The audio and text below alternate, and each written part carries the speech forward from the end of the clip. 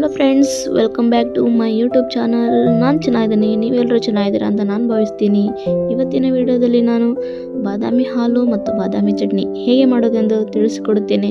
ಅದಕ್ಕಿಂತ ಮುಂಚೆ ಯಾರೆಲ್ಲ ನನ್ನ ಚಾನಲ್ ಸಬ್ಸ್ಕ್ರೈಬ್ ಆಗಲ್ಲ ಈಗಲೇ ಸಬ್ಸ್ಕ್ರೈಬ್ ಮಾಡಿ ಮತ್ತು ಲೈಕ್ ಮಾಡಿ.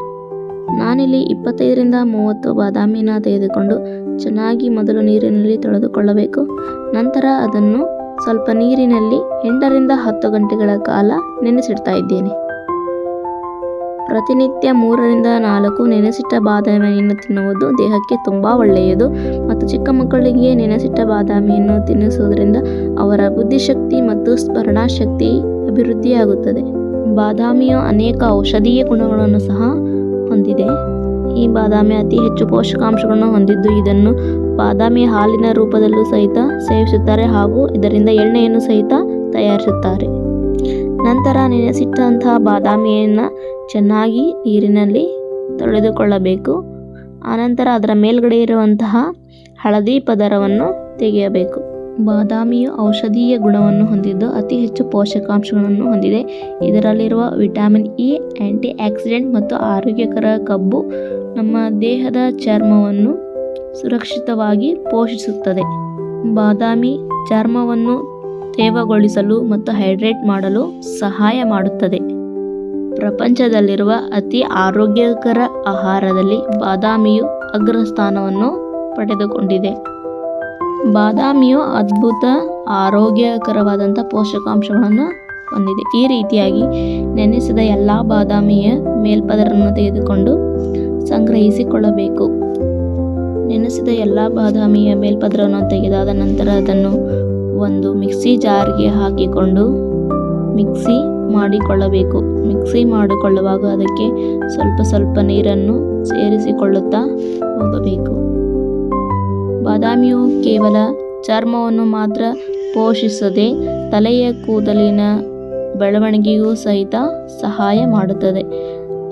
ಬಾದಾಮಿ ಎಣ್ಣೆಯನ್ನು ನೆತ್ತಿಗೆ ಹಚ್ಚಿಕೊಳ್ಳುವುದರಿಂದ ಕೂದಲನ್ನು ಬೇರು ಸಮೇತ ಬಲಪಡಿಸುತ್ತದೆ ಮತ್ತು ಕೂದಲು ಉದ್ದ ಬರಲು ಸಹಾಯ ಮಾಡುತ್ತದೆ ಹಾಗೂ ಕೂದಲು ಉದುರುವುದನ್ನು ಸಹಿತ ತಪ್ಪಿಸುತ್ತದೆ. ಕೂದಲಿಗೆ ಹೊಳಪನ್ನು ಸಹಿತ ನೀಡುತ್ತದೆ. ಈ ರೀತಿಯಾಗಿ ನೆನೆಸಿದ ಎಲ್ಲ ಬಾದಾಮಿಯನ್ನು ಮಿಕ್ಸಿ ಮಾಡಿಕೊಳ್ಳಬೇಕು. ಚಮಚದ ಸಹಾಯದಿಂದ ಎಲ್ಲ ಬಾದಾಮಿ ಸರಿಯಾಗಿ ಮಿಕ್ಸಿ ಆಗಿದೆಯೆಂದು ಚೆಕ್ ಮಾಡಿಕೊಳ್ಳಬೇಕು. ನಂತರ ಸೋಸುವ ಜರಡಿಯ ಸಹಾಯದಿಂದ ಮಿಕ್ಸಿ ಮಾಡಿದಂಥ ಎಲ್ಲ ಪದಾರ್ಥವನ್ನು ಸೋಸಿಕೊಳ್ಳಬೇಕು. ನಾನಿಲ್ಲಿ ಸೋಸುವ ಜರಡಿಯ ಸಹಾಯದಿಂದ ಮಿಕ್ಸಿ ಮಾಡಿದಂಥ ಪದಾರ್ಥವನ್ನು ಸೋಸಿಕೊಳ್ಳುತ್ತಿದ್ದೇನೆ. ನೀವು ಬೇಕಾದರೆ ಬಿಳಿ ಬಟ್ಟೆಯ ಸಹಾಯದಿಂದಲೂ ಸಹಿತ ಸೋಸಿಕೊಳ್ಳಬಹುದು. ಹೀಗೆ ಮಾಡುವುದರಿಂದ ಬಾದಾಮಿ ಹಾಲು ಮತ್ತು ಅದರ ಮೇಲ್ಗಡೆ ಬರುವಂಥ ತುಕ್ಕನ್ನು ನಾವು ಬೇರ್ಪಡಿಸಬಹುದು.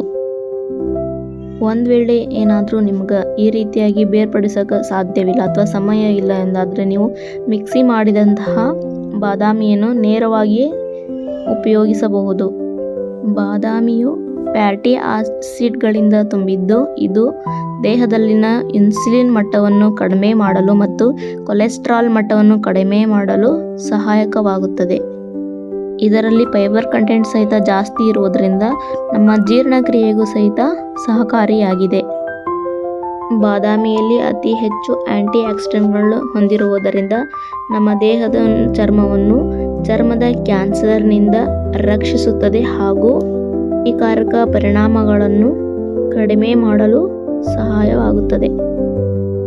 ಈ ರೀತಿಯಾಗಿ ಚಮಚದ ಸಹಾಯದಿಂದ ನಾವು ತುಕ್ಕನಲ್ಲಿರುವಂತಹ ಬಾದಾಮಿ ಹಾಲಿನ ಅಂಶವನ್ನು ಮತ್ತು ತುಕ್ಕನ್ನು ಬೇರ್ಪಡಿಸಬಹುದು. ಬಾದಾಮಿ ಹಾಲನ್ನು ಬಾಣಂತಿಯರು ಕುಡಿಯುವುದರಿಂದ ಅದರಲ್ಲಿರುವಂತಹ ಎಲ್ಲ ಪೋಷಕಾಂಶಗಳು ಅವರ ದೇಹಕ್ಕೆ ಸೇರುತ್ತವೆ. ಅವರ ಮೂಲಕ ಮಗುವಿನ ದೇಹಕ್ಕೂ ಸಹಿತ ಸೇರುತ್ತವೆ. ನಾನಿಲ್ಲಿ ಬಾದಾಮಿ ಹಾಲಿಗೆ ಆರ್ಗ್ಯಾನಿಕ್ ಆಗಿ ತಯಾರಿಸಿದಂತಹ ಬೆಲ್ಲವನ್ನು ಉಪಯೋಗಿಸ್ತಿದ್ದೀನಿ. ಒಂದು ವೇಳೆ ಆರ್ಗ್ಯಾನಿಕ್ ಆಗಿ ತಯಾರಿಸಿದ ಬೆಲ್ಲ ಇಲ್ಲ ಅಂದರೆ ಮನೆಯಲ್ಲಿರುವಂತಹ ಬೆಲ್ಲವನ್ನು ಉಪಯೋಗಿಸಿ, ಅಥವಾ ನಮಗೆ ಬೆಲ್ಲ ಬೇಡ ಎಂದಾದರೆ ಸಕ್ಕರೆಯನ್ನು ಸಹಿತ ನೀವು ಉಪಯೋಗಿಸಬಹುದು. ಬೆಲ್ಲವನ್ನು ಹಾಕಿ ಚೆನ್ನಾಗಿ ಕಲಿಸಬೇಕು. ಬೆಲ್ಲವು ಆ ಒಂದು ಬಾದಾಮಿ ಹಾಲಿನಲ್ಲಿ ಪೂರ್ತಿಯಾಗಿ ಕರಗಬೇಕು. ಅಲ್ಲಿವರೆಗೂ ನೀವು ಕಲಸಬೇಕು. ಒಂದು ವೇಳೆ ಬೆಲ್ಲ ಕಡಿಮೆ ಆಯಿತು ಅಂತಿದ್ರೆ ಮತ್ತೆ ಇನ್ನೂ ಸ್ವಲ್ಪ ಬೆಲ್ಲವನ್ನು ಹಾಕಿಕೊಂಡು ಬಾದಾಮಿ ಹಾಲನ್ನು ಸರಿಯಾಗಿ ಕಲಿಸಿಕೊಳ್ಳಬೇಕು. ಬಾದಾಮಿ ಹಾಲನ್ನು ಬಾಣಂತಿಯರಿಗೆ ನೀಡುವುದರಿಂದ ಮಗುವಿಗೂ ಸಹಿತ ಬಾದಾಮಿ ಹಾಲಿನಲ್ಲಿರುವಂಥ ಎಲ್ಲ ಪೋಷಕಾಂಶಗಳ ವರ್ಗಾವಣೆ ಆಗುತ್ತಾ. ಇದರಿಂದ ಮಗುವಿನ ಚರ್ಮವು ಆರೋಗ್ಯಕರವಾಗಿ ಬೆಳವಣಿಗೆ ಆಗುತ್ತಾ ಹಾಗೂ ಮಗುವಿನ ಮೆದುಳು ಬೆಳವಣಿಗೆಯು ಸಹಾಯಕವಾಗುತ್ತೆ. ಇದರಿಂದ ಅವರ ಬುದ್ಧಿಮಟ್ಟ ಚುರುಕುಗೊಳ್ಳುತ್ತದೆ. ಹಾಗಾಗಿ ಬಾಣಂತಿಯರು ಈ ರೀತಿಯಾಗಿ ಮನೆಯಲ್ಲಿಯೇ ತಯಾರಿಸಿ ಬಾದಾಮಿ ಹಾಲನ್ನು ಕುಡಿಯುವುದು ತುಂಬ ಒಳ್ಳೆಯದು. ಈ ರೀತಿಯಾಗಿ ಬಾದಾಮಿ ಹಾಲಿಗೆ ಬೆಲ್ಲವನ್ನು ಮಿಶ್ರಣ ಮಾಡಿಕೊಂಡ ಮೇಲೆ ಸ್ವಲ್ಪ ಸಮಯದವರೆಗೂ ಬಿಸಿ ಮಾಡಲು ಬಾದಾಮಿ ಹಾಲನ್ನು ಸ್ಟವ್ ಮೇಲೆ ಇಡಬೇಕು. ಮೀಡಿಯಂ ಫ್ಲೇಮ್ನಲ್ಲಿ ಗ್ಯಾಸನ್ನು ಆನ್ ಮಾಡಿಕೊಂಡು ಅದರಲ್ಲಿ ಇರುವಂತಹ ಎಲ್ಲ ಬೆಲ್ಲದ ಹರಳು ಕರಗುವ ರೀತಿಯಲ್ಲಿ ಚಮಚದ ಸಹಾಯದಿಂದ ಬಾದಾಮಿ ಹಾಲನ್ನು ಬಿಸಿ ಮಾಡಿಕೊಳ್ಳಬೇಕು.